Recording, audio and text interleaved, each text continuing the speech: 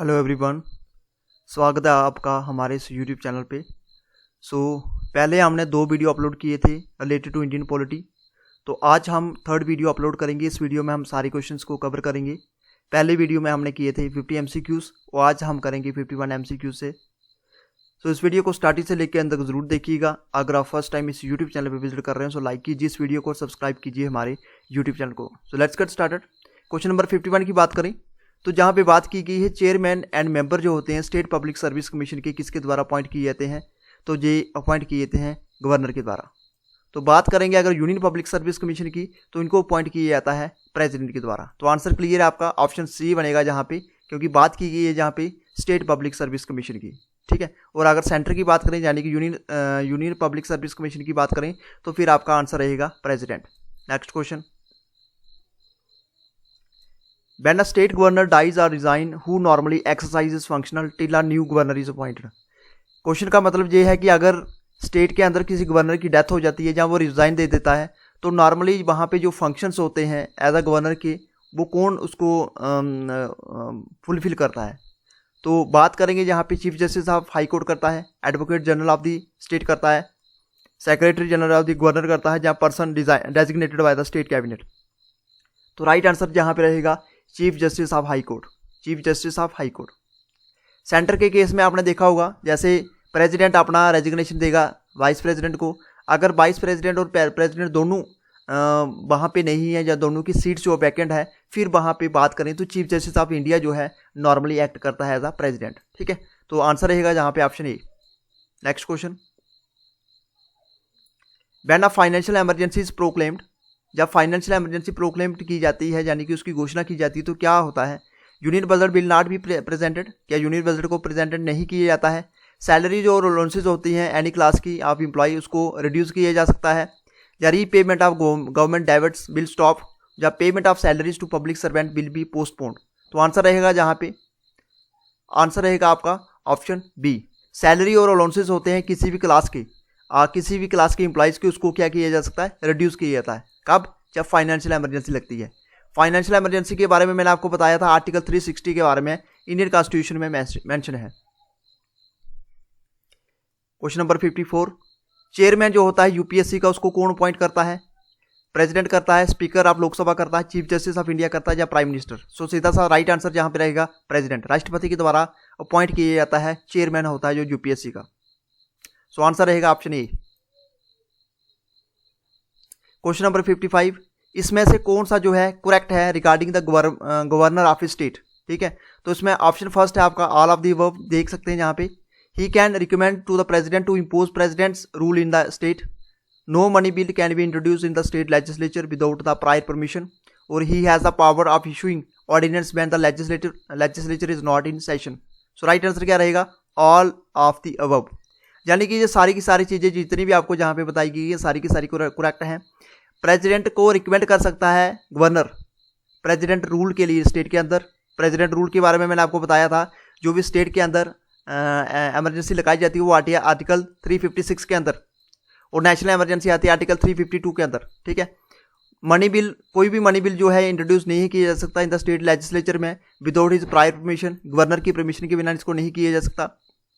उसके बाद ही has a power of issuing ordinance, उसके पास पावर होती है ऑर्डिनेंस इशू करने की जब लेजिस्लेचर जो है नॉट इन सेशन होता है, यानी कि कोई भी पॉलिटिकल पार्टी मेजोरिटी में नहीं होती या कोई भी वहाँ पे किसी भी तरीके से वहाँ पे रूल प्रेसिडेंट रूल चलता है यानी स्टेट इमरजेंसी लगती है। तो वहाँ पे आंसर बनेगा आपका option A, all of the above.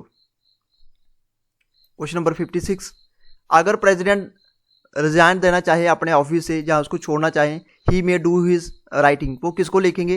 तो हमेशा मैंने आपको क्वेश्चन जहाँ पे हर क्वेश्चन में वीडियो पे यही बताया है, प्रेसिडेंट अगर अपना रिजाइन देना चाहें तो वो किसको देंगे, वो अपना रेजिग्नेशन की लेटर किसको देंगे, वाइस प्रेसिडेंट को। ठीक है। तो वाइस प्रेसिडेंट को वो लिख के देंगे। ठीक है। तो अगर उसको छोड़ना चाहें, ठीक है, ऑफिस, ये आपने क्वेश्चन पहले भी किया, इसको हम छोड़ देते हैं 57 को। आगे देखते हैं 58, फर्स्ट 5 ईयर प्लान, जो 5 ईयर टर्म था प्रेसिडेंट का इज कैलकुलेटेड फ्रॉम द, जो 5 ईयर टर्म होता है प्रेसिडेंट का, जैसे मैंने आपको बताया टेन्यूर जो होता है प्रेसिडेंट का 5 ईयर रहता है, एज जो इनकी मिनिमम 35 ईयर होना जरूरी है। तो ये टर्म को कब कैलकुलेट किया जाता है, first day of the month following the month he assume the charge, date of his election result या day he is assume charge, first day of the month he assume charge. तो सीधा सा answer रहेगा जिस दिन उन्होंने charge लिया था, ठीक है, जिस दिन उन्होंने चार्ज लिया उसी से उनका जो टाइम है वो कैलकुलेट होना शुरू हो जाता है। तो day he assume charge, option बनेगा आपका C. Question number 59, who is the ex officio chairman of the council of state. तो सबसे पहले आपने समझना कि काउंसिल ऑफ स्टेट क्या है। काउंसिल ऑफ स्टेट बोलते हैं हम राज्यसभा को। राज्यसभा की बात करें तो उसके मेंबर के टेन्यूर रहता है 6 ईयर, ठीक है, ये एक परमानेंट हाउस होता है, ठीक है, राज्यसभा की ये परमानेंट हाउस होता है। राज्यसभा का जो चेयरमैन होता है उसको, वो कौन होता है, वो होता है वाइस प्रेसिडेंट ऑफ इंडिया। तो वाइस प्रेसिडेंट ऑफ इंडिया अभी कौन है, जगदीप धनखड़ जो है अभी करंट के वाइस प्रेसिडेंट हैं। ये हमारे 14th वाइस प्रेसिडेंट बने हैं। इसके पहले थे श्री वेंकैया नायडू, वेंकैया नायडू थे, वो 13th प्रेसिडेंट थे, वाइस प्रेसिडेंट थे। 14th प्रेसिडेंट बने जगदीप धनखड़। और एक्स ऑफिशियो जो चेयरमैन होता है काउंसिल ऑफ स्टेट का, तो सीधा आंसर रहेगा आपका ऑप्शन ए, वाइस प्रेसिडेंट। तो वाइस प्रेसिडेंट इसका राइट आंसर रहेगा, option A. Under which article of the constitution is the president rule promulgated on any state. तो किस आर्टिकल के अंदर किसी भी स्टेट में जो है प्रेसिडेंट रूल लगाया जाता है, ऑप्शन बनेगा आपका सीधा 356, 356, ठीक है, 356 आंसर रहेगा। जैसे मैंने आपको बताया 352 नेशनल इमरजेंसी, 356 स्टेट इमरजेंसी और आपकी फाइनेंशियल इमरजेंसी आएगी आर्टिकल 360 के अंदर। तो ऑप्शन बनेगा आपका option D. Next question, at the time president rule can be imposed on state for a maximum period, ठीक है, अगर किसी स्टेट के अंदर प्रेसिडेंट रूल लगता है तो वो कितने टाइम के लिए लगेगा, 1 ईयर के लिए, 5 ईयर के लिए, 2 ईयर के लिए या 4 ईयर के लिए। आंसर रहेगा आपका 1 ईयर के लिए, ठीक है, 1 ईयर के लिए लगेगा, ठीक है। तो आंसर रहेगा आपका ऑप्शन ए। चेयरमैन होता है जो प्लानिंग कमीशन का इन इंडिया इज द, वो क्या होता है, चेयरमैन कौन होता है, प्रेसिडेंट होता है, prime minister, minister of planning या फाइनेंस मिनिस्टर। सो आंसर बनेगा आपका प्राइम मिनिस्टर। तो आज की डेट में हमारे बात करें तो प्लानिंग कमीशन को खत्म कर दिया गया है। प्लानिंग कमीशन को खत्म करके नीति आयोग बनाया गया है, ठीक है, नीति आयोग बनाया गया है। तो इंडिया के अंदर कितने 5 ईयर प्लान हुए थे, ये हुए थे 12 5 ईयर प्लान, ठीक है। ये एक मैं आपके लिए अलग वीडियो लेके आऊँगा जिसमें हर एक 5 ईयर प्लान के बारे में मैं आपको बताऊंगा, उसका क्या पर्पस था, जो उसकी परसेंटेज क्या थी, उस समय प्राइम मिनिस्टर कौन था। तो अगर चाहते हैं आप इस टाइप का वीडियो तो मैं आपके लिए जरूर लेके आऊँगा। सो आंसर रहेगा आपका प्राइम मिनिस्टर। प्राइम मिनिस्टर जो होता है वो प्लानिंग कमीशन का क्या होता है, चेयरमैन होता है। When a parliament is not in session, the president can promulgate on an ordinance which is to be ratified by the parliament within, ठीक है। तो क्वेश्चन जहाँ पे ये है कि जब पार्लियामेंट सेशन में नहीं होती है तो प्रेसिडेंट प्रोमुलेट कर सकता है ऑर्डिनेंस को which is to be ratified by the parliament within, जिसको रेटिफाइड करना पड़ता है पार्लियामेंट को कितने टाइम के लिए, कितने टाइम तक। सो आंसर रहेगा आपका 6 week from the assembly of the parliament, ठीक है। तो 6 मंथ के अंदर, 6 वीक के अंदर। सो आंसर क्या रहेगा आपका 6 वीक के अंदर आपको इसको करना पड़ेगा, 6 वीक यानी कि option A 6 week from the assembly of parliament. 64, president of India is elected by the electoral college comprising of. तो प्रेसिडेंट ऑफ इंडिया जो है इलेक्टेड किए जाते हैं किसके द्वारा, elected member of Lok Sabha and state legislative assembly, बिल्कुल इनके द्वारा किए जाते हैं। Elected member of both houses of parliament and state legislative assembly, ये भी ठीक है। Elected member of the both houses of parliament या elected member of state legislative assemblies. So क्या रहेगा इसका राइट आंसर, राइट आंसर रहेगा elected member of both houses of parliament and state legislative assembly, ठीक है। तो elected member both houses of parliament में क्या आ गया आपका, लोकसभा और राज्यसभा आ गया। और स्टेट लेजिस्लेटिव असेंबली में क्या आ गया आपके, जितने भी एमएलएज हैं, जितने भी डिफरेंट स्टेट्स के एमएलए हैं, वो जो विनिंग कैंडिडेट्स होते हैं ये पार्टिसिपेट करते हैं प्रेसिडेंशियल इलेक्शन के लिए।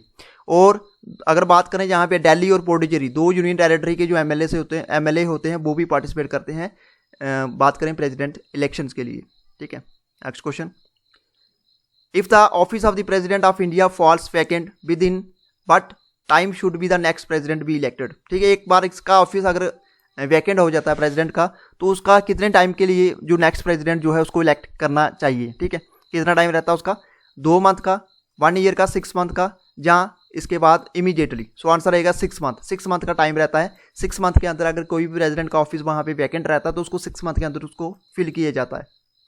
Next question, president can proclaim a state emergency in case of, president जो है प्रोक्लेम कर सकते हैं स्टेट इमरजेंसी किस केस के ऊपर, जहाँ पे ऑल ऑफ दी वर्ब है, threat to political financial stability of the country, external aggression on internal disturbance threatening the security of the country, या failure of constitutional machinery in a particular state. So answer सारे के सारे इसके same है, all of the verb रहेगा। ये सारी की सारी अगर चीज़ें होंगी तो स्टेट के अंदर जो है नेशनल स्टेट इमरजेंसी लगाई जाएगी, जिसको प्रेसिडेंट रूल बोलते हैं, ठीक है। सो ऑप्शन बनेगा आपका A. If the election of the president the value of the vote of the Lok Sabha member, ठीक है। अगर इलेक्शंस होते हैं प्रेसिडेंट की तो वैल्यू होती है जो वोट की लोकसभा की मेंबर की, वो क्या होती है, differ according to geographical size of the respective state, none of these, differ according to the number of votes of members represent is same. So answer क्या रहेगा, डिफर होती है according to the members number of members of votes of member represent, ठीक है। तो जहाँ पे क्या आंसर बनेगा, जहाँ पे आपका बनेगा आंसर ऑप्शन सी, डिफर होती है according to the number of votes, ठीक है। नंबर ऑफ वोट्स जितने भी वोट्स होंगे उसके उस बेसिस के ऊपर होगी अब मेंबर रिप्रेजेंट। तो ये इसके लिए मैं आपको भी बताऊंगा किस तरीके से लोकसभा के जो है मेंबर की जो है वोट की वैल्यू कम की जाती है, राज्यसभा की जाती है। ये यहाँ पे क्वेश्चन आपका इंडियन प्रेसिडेंट क्या है, इंडियन प्रेसिडेंट है आपका रियल एग्जीक्यूटिव है, ठीक है, या टिटुलर एग्जीक्यूटिव है, या रियल या टिटुलर एग्जीक्यूटिव। सो क्या आंसर बनेगा यहाँ पे, titular executive, option B. Minimum age जहाँ पे रिक्वायर्ड चाहिए होती है for becoming the prime minister of India, तो प्राइम मिनिस्टर ऑफ इंडिया के लिए कितनी जो मिनिमम एज चाहिए, जैसे मैंने बोला एमपी की एज कितनी होती है, अगर इलेक्शन के लिए पार्टिसिपेट करना तो आपकी एज 25 ईयर होनी चाहिए मिनिमम। तो मिनिमम क्या होगी, वही एमपीज आगे जाके प्राइम मिनिस्टर बनते हैं, जो भी मेजॉरिटी पार्टी का लीडर होगा, तो एज रहेगी जो है यहाँ पे 25 ईयर, ऑप्शन बी डी, ठीक है। यानी कि अगर आपकी एज 25 ईयर तो आप प्रेसिडेंट इलेक्शंस के लिए कॉन्टेस्ट कर सकते हैं, ठीक है। President prime minister elections, prime minister के पर्टिकुलर इलेक्शन नहीं होते हैं, मगर आपको क्या करना पड़ता है, एमपीज होते हैं। एमपी जो एक पॉलिटिकल पार्टी है, जैसे बीजेपी एक पार्टी है, बीजेपी पार्टी के सारे एमपी इकट्ठे होते हैं, तो फिर एक वहाँ से वो एक सेलेक्ट करते हैं कि मेजॉरिटी पार्टी का लीडर, उसी को आगे जाके प्राइम मिनिस्टर अपॉइंट किया जाता है, और किसके द्वारा, प्रेसिडेंट के द्वारा। The president may for violation of the constitution may be remove from the office, ठीक है। प्रेसिडेंट अगर वायलेशन करते हैं कॉन्स्टिट्यूशन का तो उनको रिमूव किया जाता है ऑफिस से। Prime minister, electoral college consisting of member of parliament and other legislature, impeachment or no confidence vote. So answer रहेगा जहाँ इम्पीचमेंट के बारे में मैंने आपको बताया, इम्पीचमेंट का प्रोसेस चलाया जाता है, 66% से उसको लोकसभा राज्यसभा से पास किया जाता है, फिर जाके प्रेसिडेंट को इम्पीच किया जाता है। यानी कि इंडियन हिस्ट्री की अगर बात करें, अभी तक किसी भी राष्ट्रपति को इम्पीच नहीं किया गया है। Next question, in which of the following situation does not president act in his own discretion. तो कौन सी सिचुएशन में प्रेसिडेंट जो है अपनी ओन डिस्क्रिशन पे एक्ट नहीं करता है, तो returning a proposal to the council of minister for reconsideration, none of the above, is appointing the prime minister, both of these. So answer क्या बनेगा, in returning a proposal to the council of minister for reconsideration, ठीक है। तो option A बनेगा। Prime minister, union cabinet minister, chief ministers and council of ministers are all the members of, ठीक है। तो जहाँ पे क्वेश्चन पूछा गया है कि प्राइम मिनिस्टर और union cabinet ministers, chief ministers हो गए और काउंसिल ऑफ मिनिस्टर्स होंगे, ये किसके मेंबर्स होते हैं, और ये मेंबर्स होते हैं नेशनल डेवलपमेंट काउंसिल के। तो आंसर बनेगा आपका ए, नेशनल डेवलपमेंट काउंसिल के।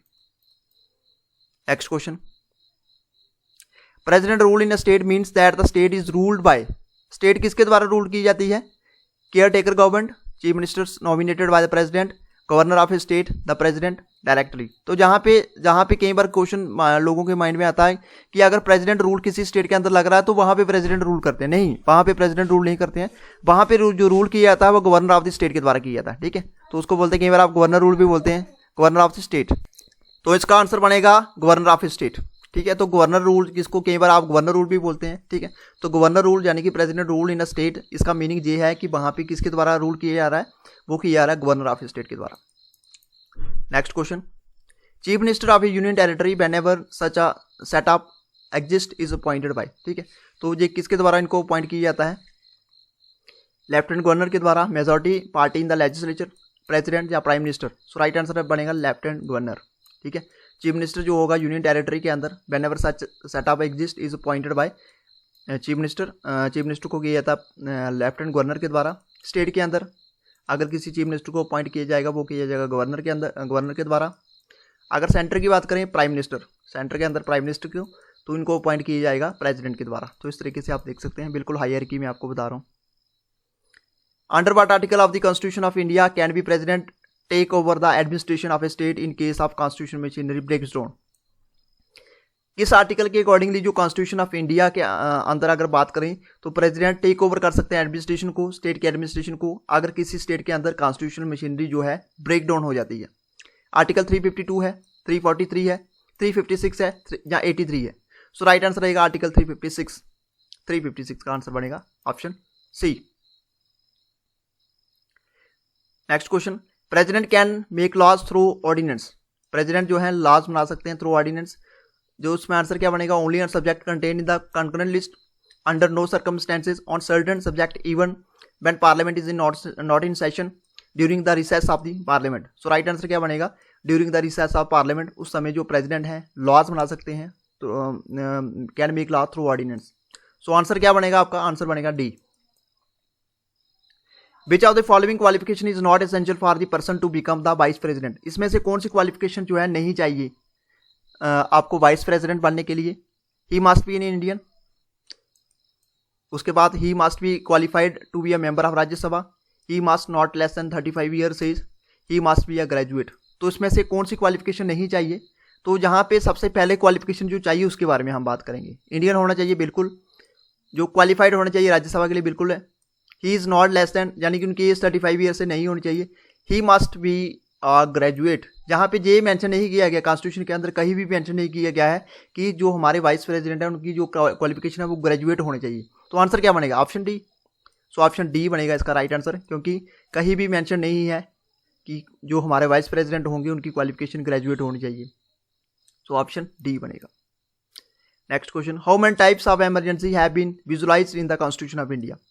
इंडियन कॉन्स्टिट्यूशन के अंदर जो इमरजेंसी है वो मतलब कितने टाइप की इमरजेंसी आपको देखने को मिलेगी। 4 है, 3 है, 1 है या 2 है। तो क्या बनेगी, आंसर 3।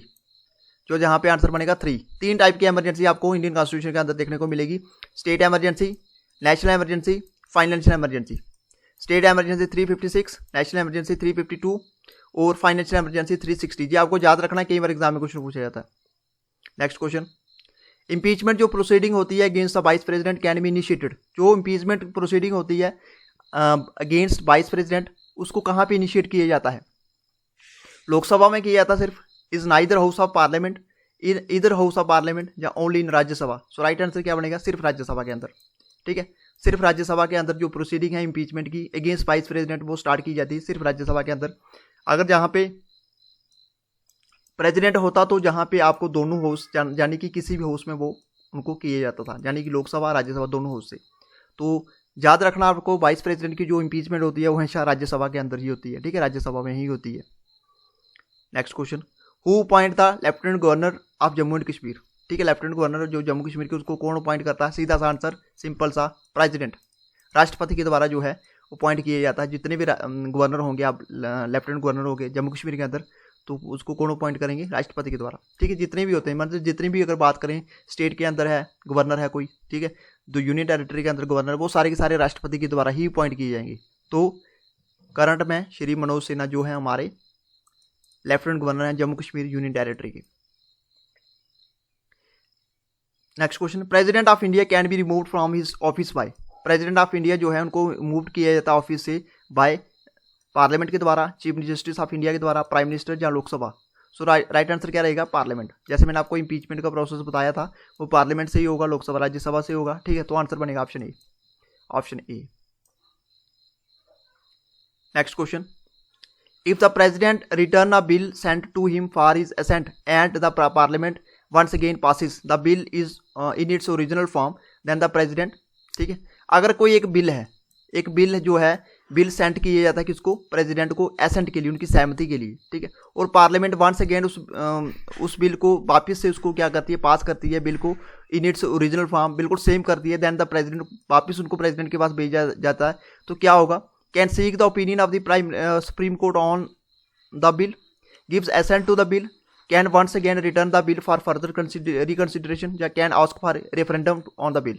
सो आंसर क्या बनेगा, उनको उस बिल के ऊपर फिर उनको सहमति देनी ही पड़ती है, gives assent to the bill. तो आंसर बनेगा बी।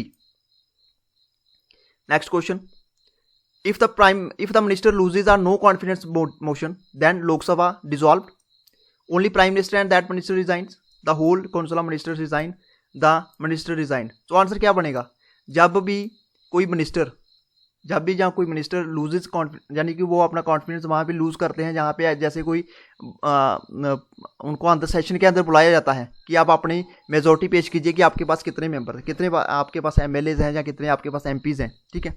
तो उस समय उस सिचुएशन में क्या होता है, उस सिचुएशन में अगर वहाँ पे नो कॉन्फिडेंस मोशन उनके अगेंस्ट हो जाता है, यानी कि पास नहीं होता है, तो होल जो कौंसलर मिनिस्टर्स होते हैं उनको क्या करना पड़ता है, रिजाइन करना पड़ता है, ठीक है। होल कौंसलर मिनिस्टर को रिजाइन करना पड़ता है, वापिस से गवर्नमेंट बनानी पड़ती है, फिर जाके वापिस से कौंसलर मिनिस्टर जो है बनते हैं। Only instance when the president of India exercise is power of veto related to, ठीक है। तो किस इंस्टेंस के अकॉर्डिंगली जो प्रेसिडेंट ऑफ इंडिया है वो एक्सरसाइज करते हैं power of veto related to, किसके related, Indian post office amendment bill, dowry prohibition, Hindu code bill या PEPSU appropriation bill. So answer क्या रहेगा, इंडियन पोस्ट ऑफिस अमेंडमेंट जो बिल है जी इसके बारे में, ठीक है, option A. Next question, control जो होता है प्रिपरेशन ऑफ इलेक्टोरल रोल्स का for parliament and legislature best with the, जो कंट्रोल होता है अगर बात करें यहाँ पे इलेक्टोरल रोल्स का for parliament and legislature best with the president, election commission, cabinet, prime minister. तो जहाँ पे आंसर सीधा बनेगा इलेक्शन कमीशन। इलेक्शन कमीशन इसका राइट आंसर रहेगा ऑप्शन बी, ठीक है। जितने भी इलेक्शंस होते हैं, जैसे आपकी बात करें सेंटर के इलेक्शन, लोकसभा के होंगे, राज्यसभा के होंगे, उसके बाद आपके स्टेट के अंदर लेजिस्लेटिव असेंबली के एमएलएज के इलेक्शंस होंगे, ये सारे के सारे इलेक्शन करता है election commission of India conduct. उसके बाद जैसे हमारे लोकल बॉडीज़ के इलेक्शंस होते हैं, लोकल बॉडीज़ के जैसे आपके पंचायत के होंगे, ठीक है, उसके बाद अर्बन लोकल गवर्नमेंट के होंगे, ठीक है, तो म्यूनसिपैलिटीज़ के इलेक्शंस वगैरह होते हैं, जितने भी सारे के सारे ये इलेक्शंस जो हैं ये आपको स्टेट इलेक्शन कमीशन कंडक्ट करता है, ठीक है। तो प्रेसिडेंट के इलेक्शंस, लोकसभा राज्यसभा के इलेक्शन, उसके बाद आपके हमारे अगर बात करें जहाँ पे स्टेट लेजिस्लेटिव असेंबली की यानी कि एमएलएज के जो इलेक्शंस होते हैं, ये सारे के सारे election commission of India conduct करता है। तो आंसर बनेगा option B. What is contained in the tenth schedule of the constitution, तो 10th schedule of the constitution में क्या कंटेन है, language recognised by the constitution, forms of oath और affirmation, laws that can not be challenged in any court of law, या provision recording to disqualification on grounds of defection. So answer बनेगा option D, provision recording disqualification on grounds of defection. तो जहाँ पे what is contain the 10th schedule, ये आपका ये clearly यहाँ पे मेंशन है क्या, disqualification on grounds of defection. The election commission hold election for, तो इलेक्शन कमीशन किसके इलेक्शन जो होल्ड करता है, जैसे मैंने आपको बताया था, parliament, state legislature and post of president and vice president, या parliament, state legislative assembly and state council, और उसके बाद the parliament and state legislative assembly. यहाँ पे काउंसिल की बात की गई है, काउंसिल स्टेट काउंसिल की क्या बात की गई है, ये यहाँ पे लेजिस्लेटिव काउंसिल की बात की गई है। तो लेजिस्लेटिव काउंसिल के जो इलेक्शंस होते हैं वो इनके द्वारा कंडक्ट नहीं किए जाते हैं, लेजिस्लेटिव काउंसिल के जो इलेक्शंस होते हैं वो नहीं होते हैं, ठीक है। इसके द्वारा ऑप्शन क्या बनेगा आपका, इसमें आपका पहले तो नंबर आएगा पार्लियामेंट, फिर स्टेट लेजिस्लेचर में क्या आएगा, एमएलएज के इलेक्शंस, ठीक है। और जो पोस्ट होती है प्रेसिडेंट की पोस्ट के इलेक्शंस और वाइस प्रेसिडेंट की, ये आपको 4 चीज़ें याद रखनी है। पार्लियामेंट के अंदर लोकसभा राज्यसभा आगे, लेजिस्लेचर स्टेट लेजिस्लेचर के अंदर आपके एमएलए से आगे, यानी कि लेजिस्लेटिव असेंबली के इलेक्शन, और प्रेसिडेंट और वाइस प्रेसिडेंट के इलेक्शन जो कंडक्ट किए जाते हैं ये इलेक्शन कमीशन के द्वारा किए जाते हैं। Next question, for election to the Lok Sabha और nomination paper can be filed by, जो इलेक्शंस होते हैं लोकसभा के, जो नॉमिनेशन पेपर होता है किसके, कैन बी फील्ड बाय, कोई भी सिटीजन कर सकता है इंडिया का। उसके बाद नेक्स्ट बात करें अगर जहाँ पे, any citizen of India whose name appear in the electoral roll of a constituency, anyone residing in India या resident of the constituency from which the election to be contested. So right answer क्या बनेगा, जहाँ पे any citizen of India whose name appear in the electoral roll of a constituency. बात सीधी सी simple है, जितने भी इलेक्शंस होते हैं, अगर बात करें इलेक्शन लोकसभा की, जो नॉमिनेशन पेपर होते हैं इसको कोई भी फिल कर सकता है, कोई भी कौन फिल कर सकता है, जितना कोई भी सिटीजन होगा इंडिया का जिसका नेम अपीयर होगा इलेक्टोरल रोल में, वो electoral roll of a constituency, वो इसके लिए इसको नॉमिनेशन पेपर को फिल कर सकता है। तो इसलिए इंडिया जो है एक डेमोक्रेटिक कंट्री है जहाँ पे हर बंदा जो है पार्टिसिपेट कर सकता है, ठीक है। आप एमएलए इलेक्शन के लिए खड़े हो सकते हैं, आप एमपी इलेक्शंस के लिए खड़े हो सकते हैं, ठीक है। आप सरपंच बन सकते हैं, पंच बन सकते हैं। ये हमारा जो है इस तरीके से जो डेमोक्रेसी, ये सारे के सारे डेमोक्रेसी जो है डेमोक्रेसी के सारे ये फीचर्स आप देख सकते हैं। In India political party are given recognition by, Indian political, अगर बात करें इंडिया के अंदर जो पॉलिटिकल पार्टीज को रिकॉग्निशन जो मान्यता दी जाती है वो किसके द्वारा की जाती है, इलेक्शन कमीशन के द्वारा, स्पीकर ऑफ लोकसभा, प्रेसिडेंट, या लॉ कमीशन। सीधी सी सिंपल सी बात, इलेक्शन कमीशन, ठीक है। ऑप्शन बनेगा आपका ये, इलेक्शन कमीशन के द्वारा जो है इंडिया के अंदर पॉलिटिकल पार्टीज को रिकॉग्निशन दी जाती है। ऑप्शन बनेगा आपका A. Vice president is elected by an electoral college consisting of members. जो वाइस प्रेसिडेंट है वो किसके द्वारा इलेक्ट किए जाते हैं? Both houses of parliament and state legislature, both houses of parliament, Lok Sabha या राज्यसभा। सो आंसर बनेगा आपका both houses of parliament. Both houses of parliament जो है लोकसभा और राज्यसभा के जो मेंबर्स जो होते हैं वाइस प्रेसिडेंट को वहाँ पे वोट देते हैं। और अगर जहाँ पे बात करें लेजिस्लेटिव प्रेसिडेंट की बात करें तो बोथ हाउसेज के साथ आपके एमएलएज भी आएंगे स्टेट लेजिस्लेटिव असेंबली के। और यूनियन टेरिटरीज की बात करें दिल्ली और पुडुचेरी की एमएलएज भी यहाँ पे पार्टिसिपेट करते हैं। ठीक है, ऑप्शन बनेगा आपका B, both houses of parliament, option बनेगा B. Next question, the election commission does not conduct the election to. Election commission किसके इलेक्शन नहीं कंडक्ट करता है? लोकसभा के, प्रेसिडेंट इलेक्शन, राज्यसभा के या लोकल बॉडीज के। तो लोकल बॉडीज के इलेक्शन नहीं कंडक्ट करता, ऑप्शन बनेगा आपका डी। ठीक है, तो लोकल बॉडीज के इलेक्शन जो है कंडक्ट किए जाते हैं स्टेट इलेक्शन कमीशन के द्वारा। तो ऑप्शन आपका बनेगा डी, लोकसभा, प्रेसिडेंट इलेक्शन और राज्यसभा के इलेक्शन जो है इलेक्शन कमीशन के द्वारा कंडक्ट किए जाते हैं। So option D. जहां पे क्वेश्चन बात की गई है the maximum age prescribed for election as president, maximum age कितनी है? तो मैक्सिमम एज जहां पे सीधा सा आंसर है मैक्सिमम एज कोई नहीं है। प्रेसिडेंट के इलेक्शन के लिए कहीं भी आपको मैक्सिमम एज के बारे में कोई भी कॉन्स्टिट्यूशन के अंदर कोई भी प्रोविजन नहीं मिलेगा। हाँ, मिनिमम एज के लिए प्रोविजन है। अगर आपकी एज 35 ईयर से कम है तो आप प्रेसिडेंट इलेक्शन के लिए पार्टिसिपेट नहीं कर सकते, कॉन्टेस्ट नहीं कर सकते हैं। तो मिनिमम का प्रावधान 35 ईयर है, मैक्सिमम का प्रावधान कहीं भी नहीं है। तो यहाँ पे आंसर बनेगा no such limit, option A. The power to decide an election petition is vested in. ठीक है, तो पावर कौन डिसाइड करता है? Election petition is vested in the high court करता है, इलेक्शन कमीशन करता है, पार्लियामेंट या सुप्रीम कोर्ट। सो आंसर बनेगा आपका इलेक्शन कमीशन, सारा का सारा इलेक्शन कमीशन के रिलेटेड है। So option B. Next question, to elect the president of India which one of the following election procedure is used. ठीक है, तो इलेक्शन कमीशन जो है अगर बात करें अगर इलेक्शंस होते हैं प्रेसिडेंट ऑफ इंडिया के तो उसमें से कौन सा जो है इलेक्शन प्रोसीजर जो है उसको यूज किया जाता है? System of proportional representation by means of single transferable vote, secondary voting system, proportional representation through list system या कलेक्टिव वोटिंग सिस्टम। तो ये रहता है आपका system of proportional representation by means of single transferable vote. ये option बनेगा आपका option ए। ठीक है, कई बार आपने सुना होगा इस तरीके से जो है इलेक्शन प्रोसेस जो है इलेक्शन प्रोसीजर यूज किया जाता है प्रेसिडेंट इलेक्शंस के लिए। Next question, in which year were the first general election held in India. कौन से साल पहला जो जनरल इलेक्शन इंडिया के अंदर हुआ था? सो आंसर बनेगा आपका 1951 और 52 के अंदर पहला जनरल इलेक्शन हुआ था। प्राइम मिनिस्टर बने थे पंडित जवाहरलाल नेहरू। पंडित जवाहरलाल नेहरू जो है प्राइम मिनिस्टर बने थे। डॉक्टर राजेंद्र प्रसाद पहले प्रेसिडेंट। ठीक है, election to the house of the people and the legislative assembly of the state in India are conducted on the basis of. ठीक है, जो इलेक्शंस होते हैं house of people, house of people में क्या आ गया आपका? लोकसभा। वो लेजिस्लेटिव असेंबली के वो किसके बेसिस के ऊपर होते हैं? Adult franchise. ये आप देख सकते हैं ऑप्शन डी, सीधा सा आंसर अडल्ट फ्रेंचाइज। यानी कि जितने भी मेंबर्स होंगे, जितने भी पर्सन होंगे जिसकी एज 18 साल से ऊपर होगी वो पार्टिसिपेट कर सकते हैं इलेक्शंस के लिए। अगर बात करें स्टेट जहां पे बात करें लेजिस्लेटिव असेंबली ऑफ स्टेट और उसके बाद हाउस ऑफ पीपल के।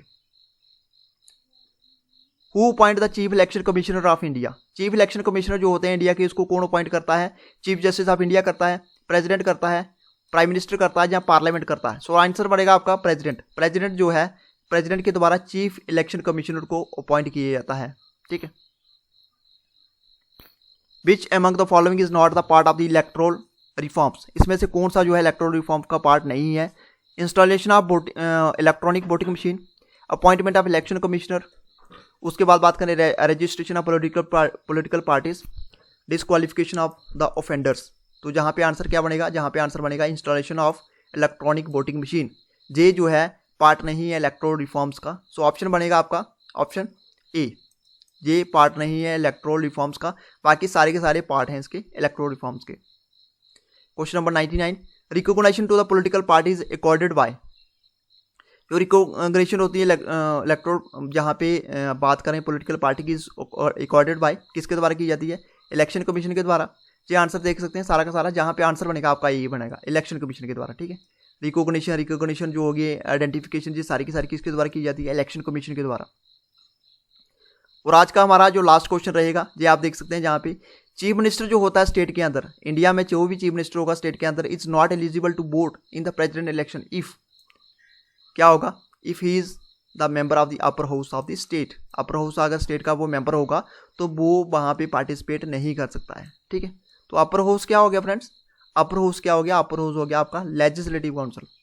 ठीक है, अगर वो उसका मेंबर होगा चीफ मिनिस्टर जो होगा स्टेट के अंदर is not eligible to vote in the president election if he is the member of the upper house of the state. तो फ्रेंड्स ये था आज का हमारा वीडियो। इसमें हमने 100 MCQs को कवर किया 3 वीडियो के अंदर। ये हमारा इंडियन पॉलिटी का आज से इसमें जो सेशन है जो हमने आज इसको कंप्लीट कर लिया है। इसके बाद हम पॉलिटी के और वीडियोस लेके आएंगे आपके MCQs वीडियो जो कि आपके एग्जाम पॉइंट ऑफ व्यू से इंपॉर्टेंट रहने वाले हैं। तो कैसा लगा वीडियो कमेंट बॉक्स में जरूर बताइएगा। वीडियो अच्छा लगा तो वीडियो को लाइक कीजिए, शेयर कीजिए और सब्सक्राइब कीजिए हमारे यूट्यूब चैनल को। Thank you friends, goodbye and take care.